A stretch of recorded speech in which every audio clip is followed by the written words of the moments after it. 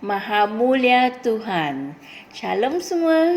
Selamat datang ke segmen Rhapsody Reality, saluran renungan firman Tuhan untuk kalian semua setiap hari. Haleluya. Hari ini 28 September dan Pastor Chris ingin kita tahu kepentingan untuk mempersembahkan korban puji-pujian kepada Tuhan, tidak kira apa jua cabaran atau kesusahan yang kita mungkin alami. Oleh itu, tajuk perkongsian kita pada hari ini adalah korban puji-pujian. Haleluya. Ayat Injil tema kita pada hari ini dipetik dari Ibrani 13 ayat 15 yang berkata, "Sebab itu, marilah kita melalui Dia senantiasa mempersembahkan korban puji-pujian kepada Allah, yaitu buah bibir yang mengaku namanya." Puji Tuhan. Dalam 2 Tawarikh 5, Alkitab memperlihatkan kepada kita suatu saat yang luar biasa mengenai apa yang Saloma telah lakukan di rumah Tuhan. Para penyanyi itu dengan simbal, gambus, dan kecapi memberikan kesyukuran dan persembahan puji-pujian kepada Tuhan. Alkitab mengatakan bahawa semua imam berkumpul bersama-sama. Dalam 2 Tawarikh 5 ayat 12 berkata, "Demikian pula para penyanyi orang Lewi semuanya hadir, yakni Asaf, Heman, Yetudun, berserta anak-anak dan saudara-saudaranya. Mereka berdiri di sebelah timur mezbah, berpakaian lenan halus dan dengan ceracap, gambus dan kecapinya, bersama-sama 120 imam peniup nafiri." Haleluya. Mereka semua bersuka cita di hadapan Tuhan. Ayat ke-13 mengatakan mereka memperdengarkan paduan suaranya untuk menyanyikan puji-pujian dan syukur kepada Tuhan. Mereka menyaringkan suara dengan nafiri, ceracap dan alat-alat muzik sambil memuji Tuhan dengan ucapan, kerana Dia baik, kasih setianya untuk selama-lamanya. Haleluya. Ini adalah korban kerohanian. Mereka melakukan apa yang dikehendaki oleh Tuhan. Penyembelihan binatang-binatang semasa upacara itu tidak membawa kemuliaan. Tetapi ketika mereka mempersembahkan korban kerohanian kepada Tuhan, Alkitab mengatakan, kemudian rumah Tuhan itu dipenuhi awan. Haleluya. Dalam 2 Tawarikh 20, Alkitab memberitahu kita bagaimana Yehuda telah dikelilingi oleh para musuh. Kemudian Yosafat melakukan sesuatu. Alkitab mengatakan dalam 2 Tawarikh 20 ayat 21, setelah dia berunding dengan rakyat, dia mengangkat orang yang akan menyanyi untuk Tuhan dan memuji Tuhan dalam pakaian kudus yang semarak pada waktu mereka keluar di hadapan orang bersenjata sambil berkata, "Segala puji bagi Tuhan kerana kasih setianya untuk selama-lamanya." Puji Tuhan. Peperangan itu dipimpin oleh para penyanyi. Bayangkan. Dan apa yang telah berlaku kepada musuh-musuh mereka?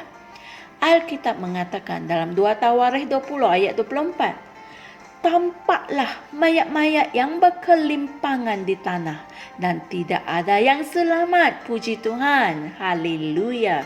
Apabila kamu menghadapi kesulitan dan kesusahan, pujilah Tuhan dalam kesucian yang indah, memberkati namanya, dan mengesahkan bahawa kasih setianya kekal selama-lamanya. Amin. Di tengah-tengah kesusahan yang kelihatan itu, istiharkan bahawa kesetiaannya ada pada semua generasi. Inilah kerjamu sebagai seorang imam bagi Kristus. Kamu harus mempersembahkan korban penyembahan dan puji-pujian kepada Tuhan selalu. Amin. Ibrani 13 ayat 15 berkata, "Sebab itu, marilah kita melalui Dia senantiasa mempersembahkan korban puji-pujian kepada Allah, yaitu buah bibir yang mengaku nama-Nya. Haleluya. Saudara-saudari semua, mari kita sama-sama membuat pengakuan ini.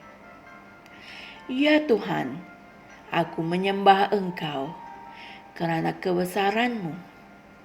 Kasih setia-Mu kekal selama-lamanya. Engkau pemurah, Engkau baik hati, Engkau adil, Engkau benar. Engkau ditinggikan dengan penuh kemuliaan di atas segala-galanya. Dan tidak ada yang seperti Engkau. Segala kekuasaan dan penguasaan dan kemuliaan adalah milik-Mu. Engkaulah yang terhebat. Nama-Mu di atas segala-galanya. Engkau memerintah di syurga dan di seluruh bumi. Haleluya. Puji Tuhan. Untuk merenungkan ajaran kita pada hari ini, renungkan juga ayat-ayat ini berikut, yaitu Kisah Para Rasul 16 ayat 25 dan Mazmur 47 ayat 1 hingga 9. Puji Tuhan, Maha Mulia Tuhan.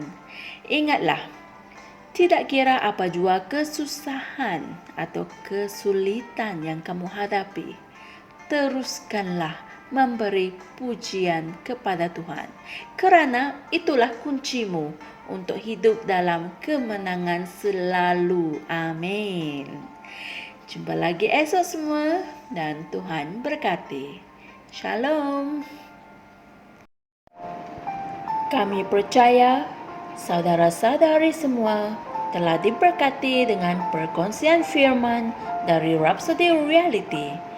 Bagi sesiapa yang ingin menjadikan Yesus Kristus sebagai Tuhan dalam kehidupanmu, kamu boleh mengucapkan doa ini bersama dengan saya.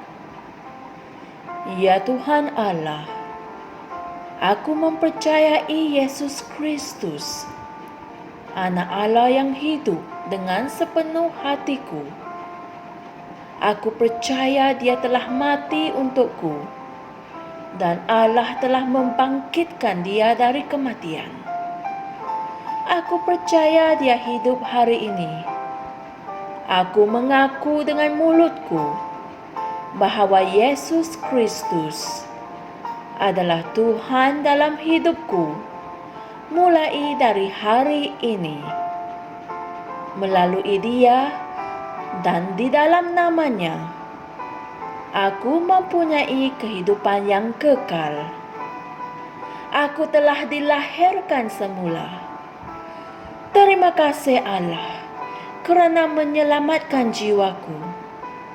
Aku sekarang adalah anak Allah. Haleluya. Tahniah, sekarang kamu telah menjadi anak Allah.